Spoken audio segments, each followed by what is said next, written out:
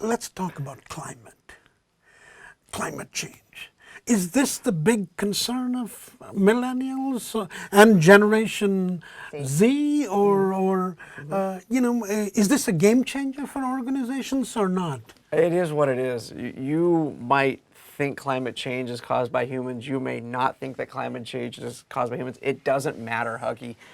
The younger generation, this is a key and fundamental issue for them. And so therefore, if you're going to be managing them, you will need to understand where they are coming from. And this is just how it is. And that's not a global issue, right? No matter where you go in the world, the younger generation is very, very concerned about the climate, and they are bringing their concerns, their ideas, their perspectives into the organization. We're seeing companies now that want to be carbon neutral by a certain date, even oil and gas companies who are doing this. It just is. So I kind of come back to the point of, it doesn't really matter what you think. It doesn't matter your personal opinion. It's happening, and so you got to get with it, or you're going to get left behind. Yeah. Right. So is this an inevitability, as I believe so, and but I also would say, history does repeat itself, right? So if you look at all generations through time that have had their apocalyptic moment, right? That has galvanized a generation, and it rises up as something that has to be addressed because of that galvanization.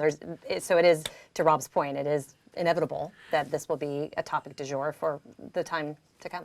I hear from both of you that climate concerns and climate issues are inevitable. I'm sort of wondering, what does it mean for me as a manager? It would seem to me 25 years ago, if I wanted to build rapport with somebody, maybe I'd take them out to lunch or over a cup of coffee, a glass of wine. Do I now have to disclose my carbon footprint? Is that what's going to cause them to trust me? I don't know that you have to disclose your carbon footprint. I wouldn't brag about your private plane.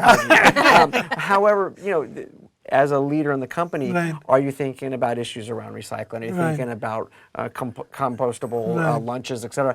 And again, it doesn't matter. I'm going to argue it doesn't matter what your own opinion is. It really doesn't matter. If that's the need of your employee base, then yeah, you're going to have to do those things because that's where they're at. That's where. And so, and if that's what it takes to get it done, that's what it's going to take to get it done. So is what Rob is suggesting meeting the millennials where they are, or is it a quiescence?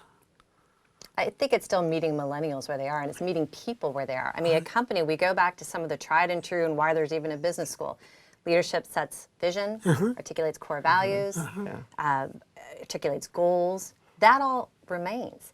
And at the end of the day, everything is about these one-to-one relationships with people and understanding what motivates them, what they need.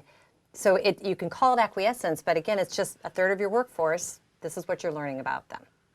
As a leader, your job is to get it right and not to be right. And so part of getting it right is moving your organization to achieve the goals and objectives. And if that's what it takes to meet the goals and objectives, and by the way, cleaning up your mess is not necessarily a bad thing. Go ahead and do it. Why wouldn't you do it, Huggy? Right. I mean, it's like, fine. The big X in the equation is the company being successful? What are the tools you need to bring along the way to make your employees feel like they want to go the extra time and effort to be there, and so that they'll help the company be successful?